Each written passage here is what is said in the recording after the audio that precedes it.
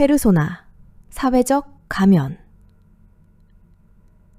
페르소나란 고대 그리스 연극에서 배우가 쓰는 가면에서 유래된 말로 융의 분석 심리학에서는 외부에 드러내는 나의 모습, 개인이 사회적 환경에 적응하기 위해 쓰는 가면과 같은 외적 인격으로 누구나 사회적 가면을 쓰고 외부와 관계를 맺고 살아가게 됩니다. 페르소나는 내가 나로서 있는 것이 아니고 외부에 보이는 나를 더 크게 생각하는 특징을 가지고 있습니다. 가면이라고 표현하니 언뜻 가식적이고 위선적인 의미가 연상될 수도 있겠습니다만 페르소나 자체가 부정적인 의미를 내포하고 있는 것은 아닙니다. 오히려 의사가 의사답지 못한 것도 문제이듯이 역할에 맞는 적절한 페르소나를 쓰지 못하는 것도 문제라고 볼 수 있습니다. 페르소나는 사회생활에 꼭 필요한 수단인 만큼 외부 세계와 적응적으로 관계를 맺기 위해서 적절한 페르소나를 형성하는 것은 주요한 발달 과제이기도 합니다.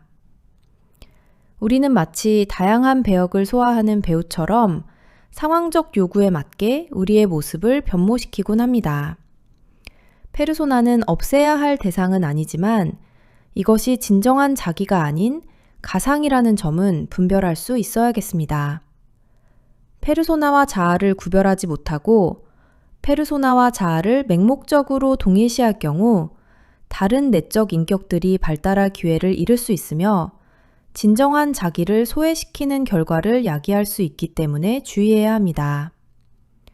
누구의 딸, 무슨 대학, 어디 출신 등 한국 사회는 한 사람의 개성보다는 배경, 집단의 규범이 강조되는 사회인 만큼 페르소나와의 맹목적인 동일시가 일어나기 쉬운 토양일지도 모르겠습니다.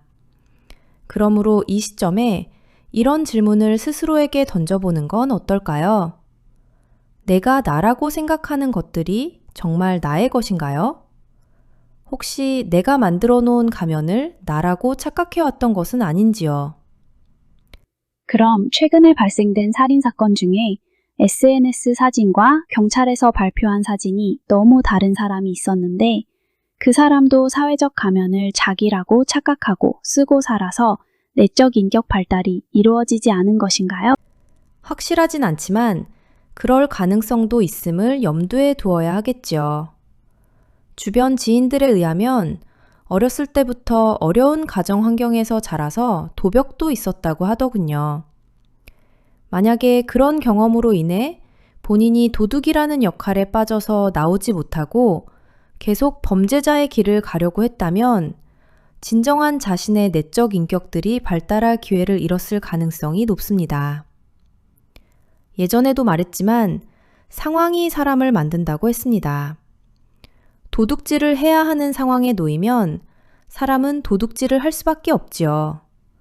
상황에는 타고난 기질도 포함되기 때문에 어려워도 도둑질을 안 하는 사람도 있다는 주장은 논외로 하겠습니다.